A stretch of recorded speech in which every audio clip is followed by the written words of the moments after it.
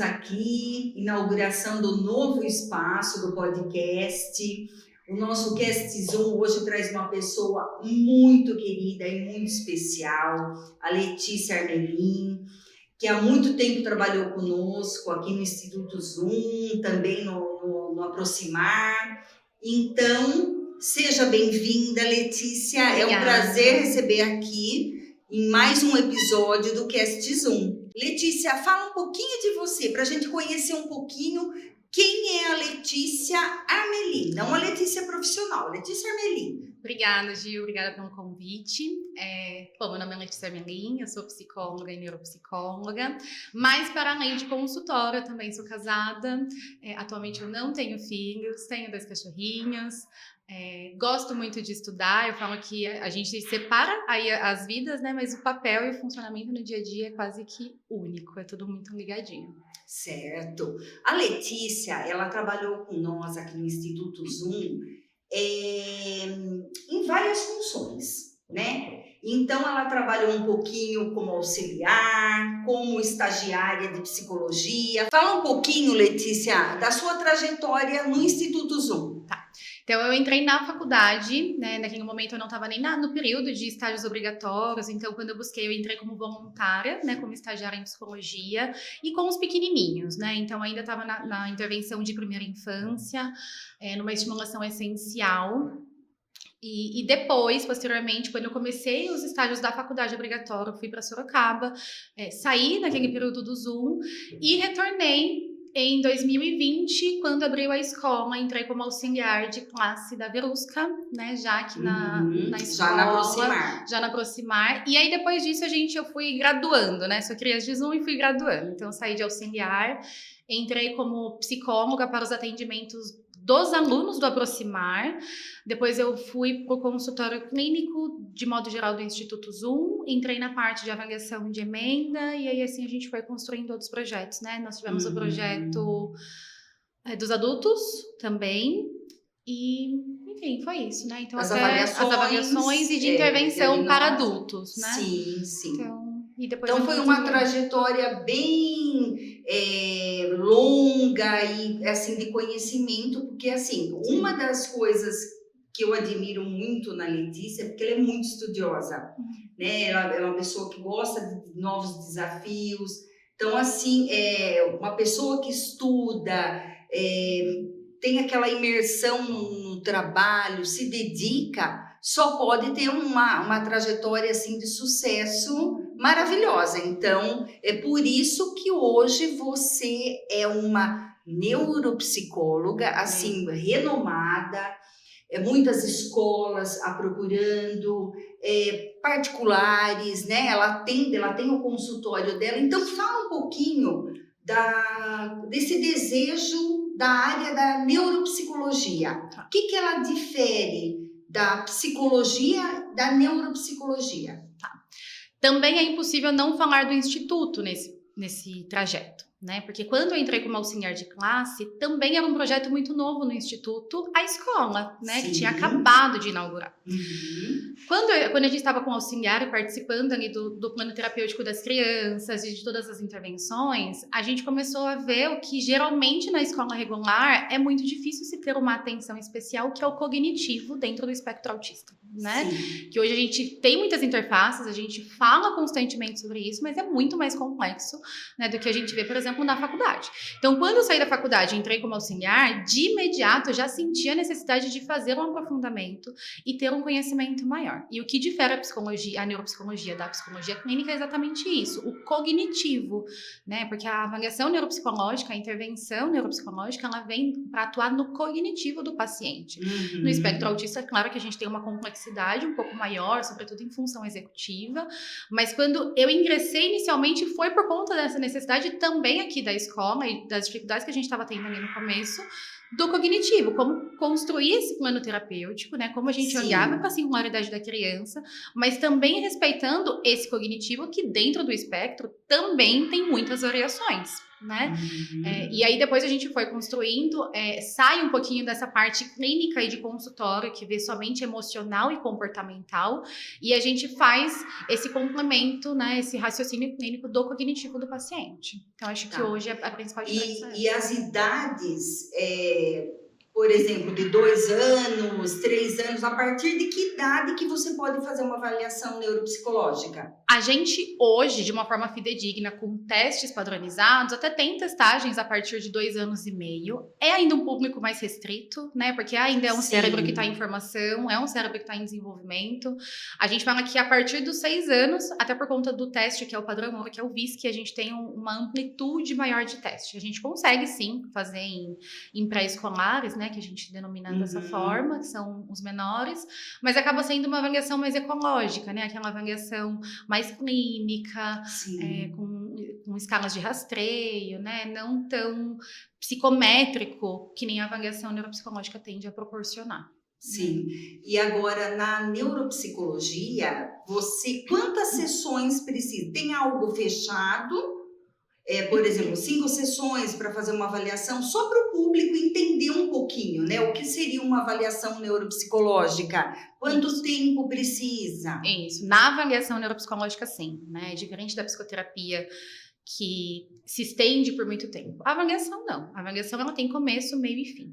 Então a gente passa por etapas. A primeira fase é sempre com os pais, né? Em que a gente escuta todas as queixas, a gente tenta entender todo o desenvolvimento da criança, o que levou ela para aquele cenário atual de buscar a avaliação. A avaliação ela não precisa necessariamente de um encaminhamento, mas é importante que tenha uma queixa, porque a gente quer entender esse funcionamento que está sendo prejudicial. Geralmente é da escola ou é de um neurologista, de um outro profissional da área multidisciplinar? Hoje é muito amplo, assim. Hoje eu percebo que as escolas estão num movimento muito maior de fazer esse encaminhamento, até porque a gente tem muita dificuldade com médicos, de encontrar médicos, neurologistas, né? Então, eu percebo que as escolas, os pediatras, os profissionais que a gente geralmente acaba atendendo, né? A fono, a psicóloga, elas já antecipam esse encaminhamento para conseguir ver com um pouco mais de clareza. Então, hoje a busca é muito variada, mas é importante que tenha uma queixa.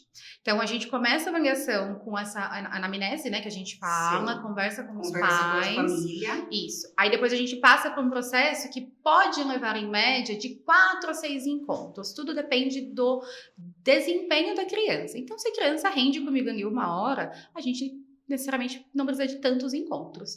Mas se é uma criança que tem um foco ali de 20 minutos, depois disso começa a ter um comportamento que não tá ficando na sala, a gente interrompe, faz de 20 em 20 minutos, mas em mais encontros. Então, tudo depende do paciente. Posteriormente, a gente entra em contato com toda a rede, então a escola, os profissionais que atende, faz as escalas para avaliar o teste que nós aplicamos nesses encontros e o funcionamento dela no dia a dia, para ver se há uma discrepância ou não, e depois a gente tem a parte final, que é a parte do relatório, né, o laudo, né, entrega para os pais, enfim, e aí a gente faz os encaminhamentos devidos. Bom, então a gente sabe que o papel dos pais é fundamental, né? Assim como a escola, os médicos. Então, a gente sabe que o papel da família é fundamental na observação dos primeiros sinais. Sim. Letícia, quais seriam os sinais assim que os pais devem ficar atentos para procurar uma avaliação neuropsicológica, uma coisa que está chamando a atenção, os primeiros sinais? Hoje o que se fala muito é o atraso de fala, né?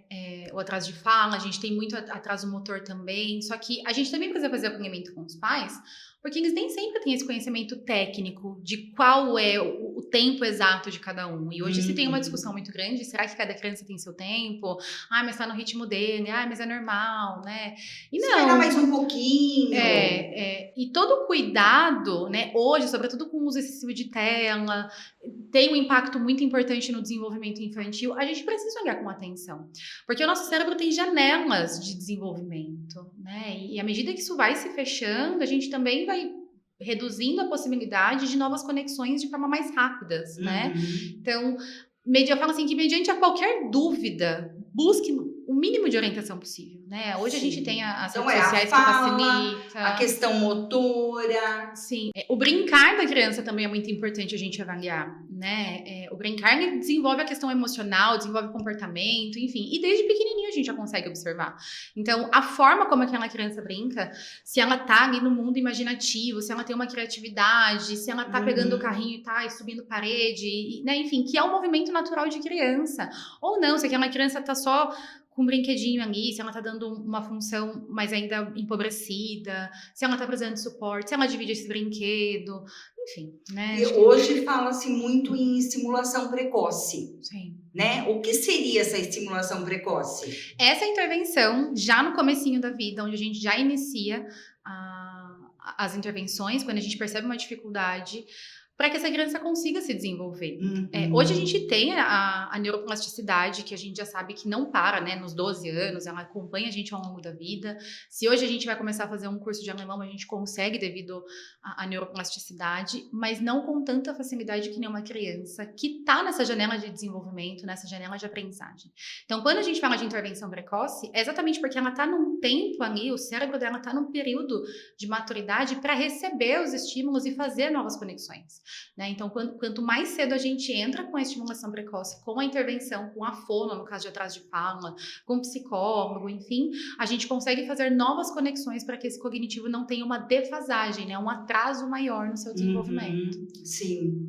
Então, tem que ficar atento, observando, quando a criança participar das reuniões das escolas, conversar com a professora, como é que está esse brincar, como está esse desenvolvimento cognitivo. Por isso que é importante sempre a parceria escola e família, né, para que as coisas caminhem aí e fluam. Outra coisa, você tem algum fato engraçado aí no consultório ou outro local, numa escola, algum fato engraçado que você queira colocar para nós? Criança é muito autêntica, né? Criança, ela vem com a espontaneidade dela e a gente passa por situações diariamente, né? E não é uma. Mas tem uma situação que sempre me chama atenção, que ela é muito recorrente com todos os pacientes e que, quando eu vejo a reação dos pais, eu também acabo dando risada. As crianças parece que elas têm dificuldade de entender o que é um trabalho do psicólogo ou do terapeuta infantil. Porque geralmente vê os pais ou indo para algum lugar ou no computador e o terapeuta infantil tá ali pintado de meia, de crocs que pisca, né? E aí quando a gente fala brincando, então eles não falam, mas você não é psicóloga, você é um adulto que brinca, você não trabalha, né? E aí os pais ficam todos desconcertados e a gente tá, realmente, eu sou um adulto que brinca. Ai, que legal. Tem que ter sempre essa alma de criança, né? Para você poder conquistar e acessar esse público infantil.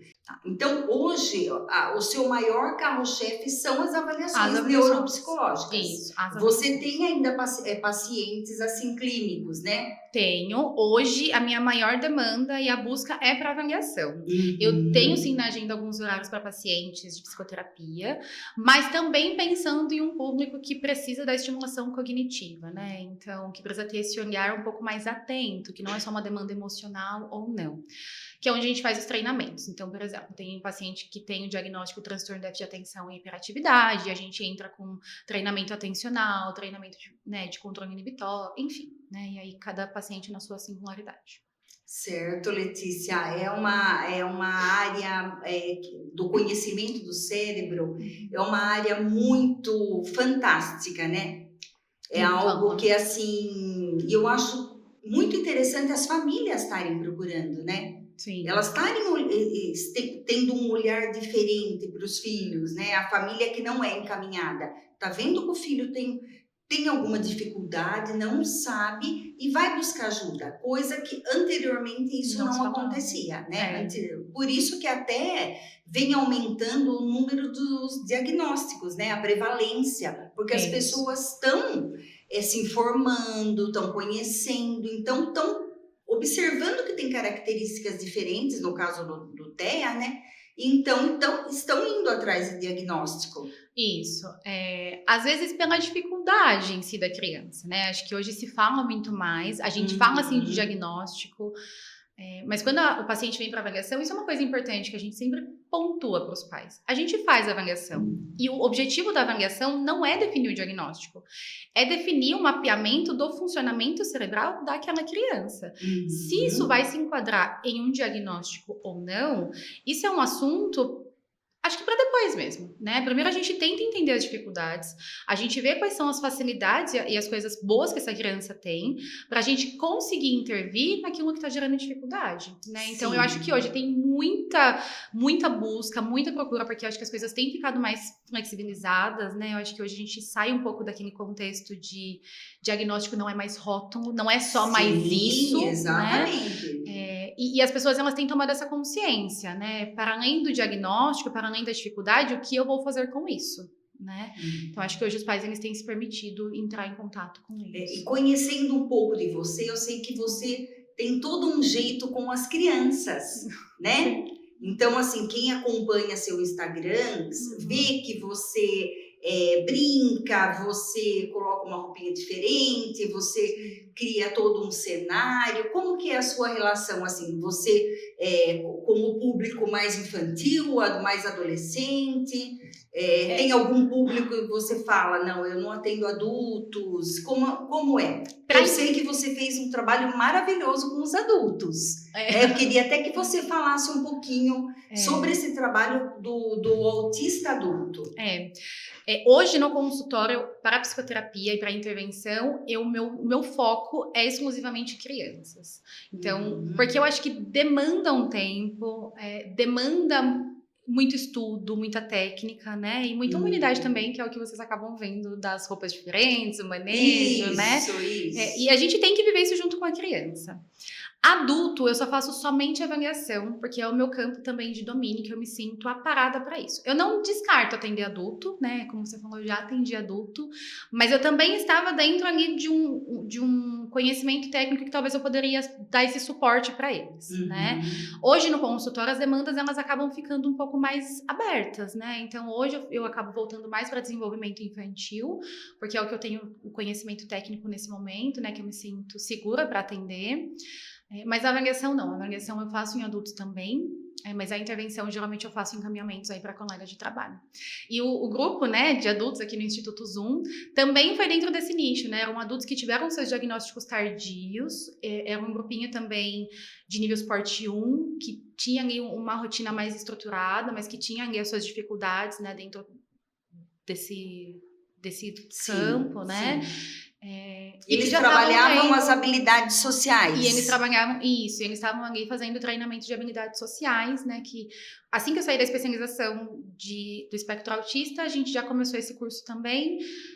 Fui estudar e aí quando surgiu a possibilidade, eu assumi, né? Ainda com muita insegurança, não foi de imediato. Falei, ai, será? Mas depois... Vai com medo mesmo. Vai com medo mesmo.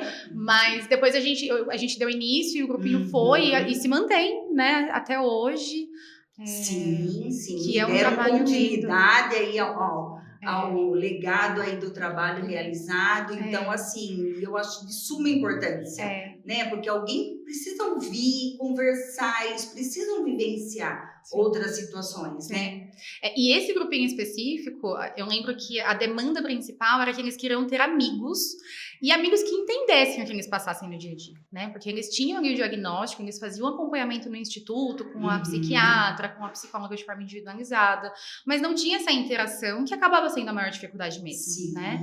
E quando a gente entrou com esse grupo, e acho que sobretudo também, quando eu saí, eu acho que essa era a questão também, foi um grupinho que a gente deu início e quando a gente saiu, a gente ficou, e agora? A gente precisa dar um suporte. E foi um grupinho que eles se desenvolveram no meio do projeto também, eles já estavam marcando encontros fora, estavam ficando super unidos, assim, né? Então foi um grupinho que deslanchou muito bem. Que legal. E agora, voltando só para o trabalho escolar, né, que você realiza, você visita as escolas, né?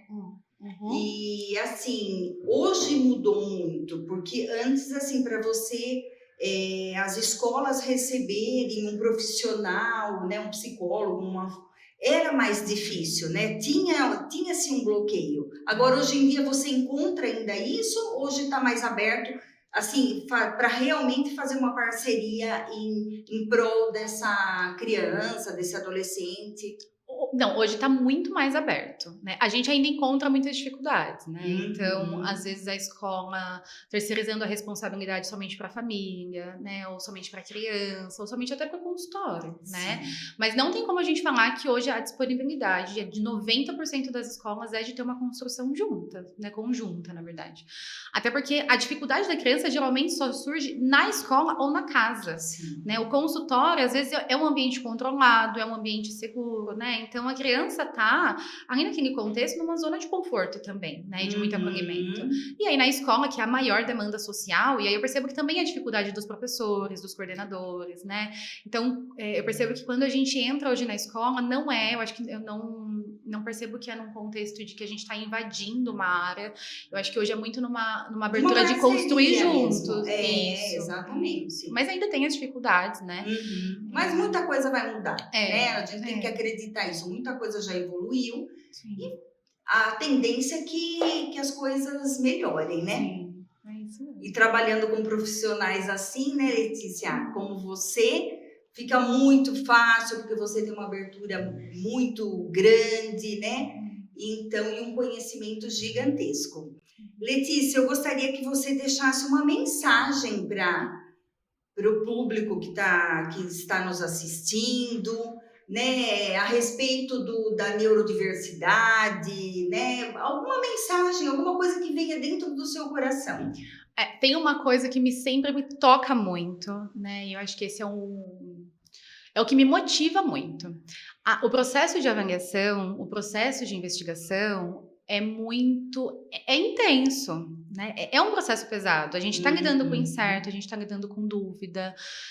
Porém, é um momento para abertura de possibilidade, né? Então, à medida que a gente encontra as dificuldades, que a gente consegue mapear esse perfil, que a gente consegue entender o que a criança está passando, a gente descobre o que temos. Mas a gente também consegue ver como iremos trabalhar isso, que na verdade é o mais importante. Né? É o foco da avaliação, é o foco da intervenção, é devolver a autonomia para a criança, é devolver a segurança dela, que ela consiga se desenvolver. As pessoas, elas postam com muita frequência e elas falam, a infância é um chão que se pisa para a vida toda. É verdade, mas parece que a gente não tem noção da complexidade que é a infância. Sim. Né? A gente não para pensar o que é que a infância aborda e o que a gente precisa dar suporte para tudo isso, né? Então, é angustiante, é um processo que a gente lida ali com as incertezas, mas o pós esse momento, né, após a gente se identificar, a gente se achar, a gente se encontrar, a gente também abre a